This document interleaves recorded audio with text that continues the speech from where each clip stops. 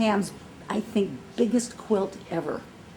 It's called Lavender Diamonds, because if I come up close, you can see that the purples and the lavenders, they're all diamonds that she's used to make a star and like the sunburst. And learn to do the curtsy and all of that where your nose goes down to the ground.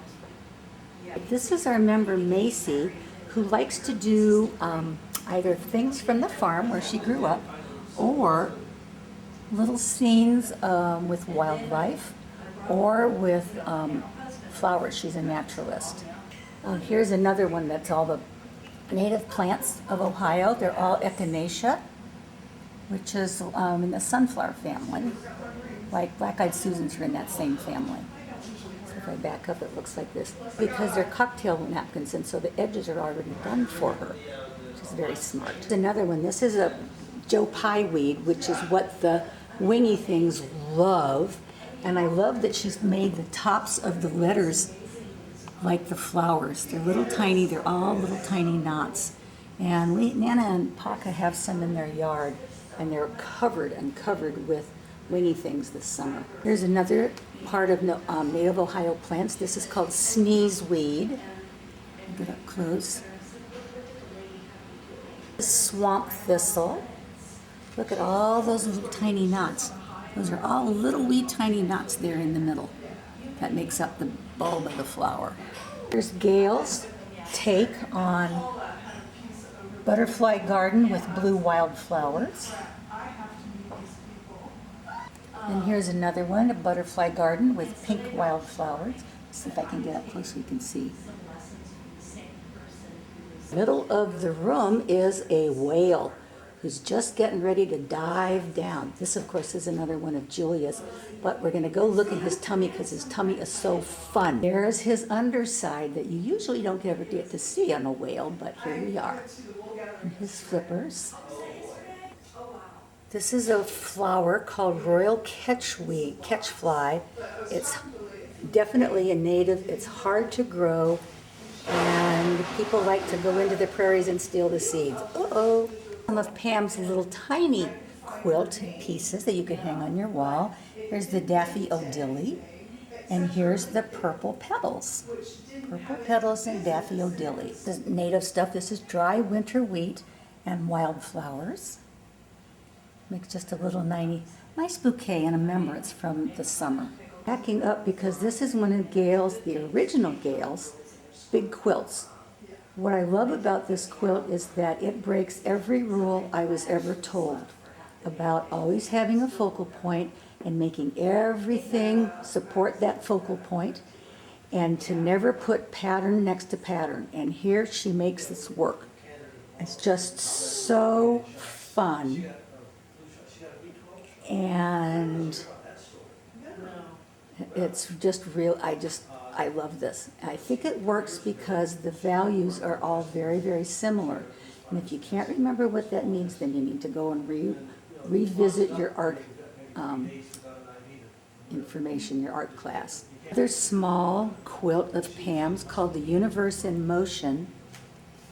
And I'm glad I found this because she has used a button to highlight, to be like the sun or the something. And it's just really nice. So here we have Carol's things.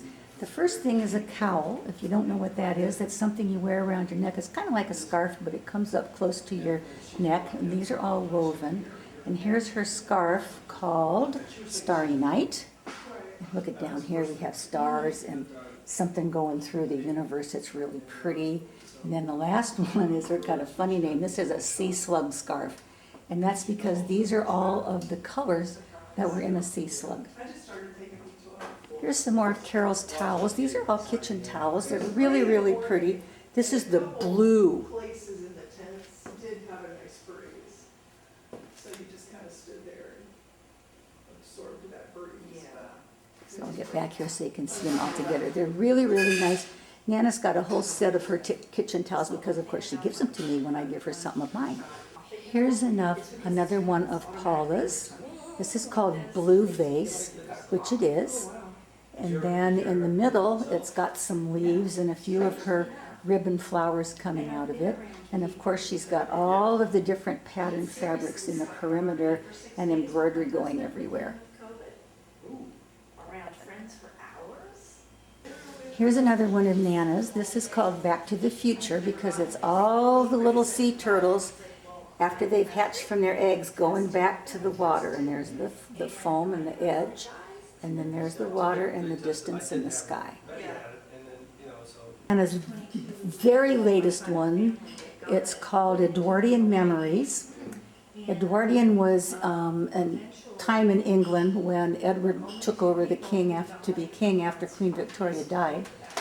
And that's when everybody started wearing lots and lots of whites and laces, and the shape of things changed. And so the things that are featured here are called cigarette silks.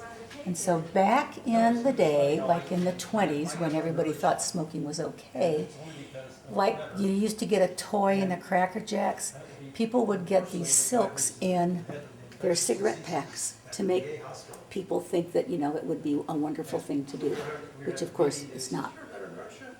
These are more Carol's towels. She was really busy. You can see this. These are all called, this is a white overshot, which is a weaving term that I don't really understand, but they're really pretty. And like I said, they're really, really good to use in the kitchen. These are the last two of Pam's series of 5 quilts, all in the same color. The one at the top here is called Cabin Sweet Cabin because that's what's called a log cabin pattern that she's riffed on. And the one at the bottom is called the Red Rubber Ball because it's in the middle and it's bouncing. But it's like a triangle shape. Here's another one of Pam's small ones. This is the Delightful Daisy. The light in here is really not very good, is it? Sorry. And this is another one of Pam's called A Second Self. Because he won't eradicate it, and he was one of those people. Yeah.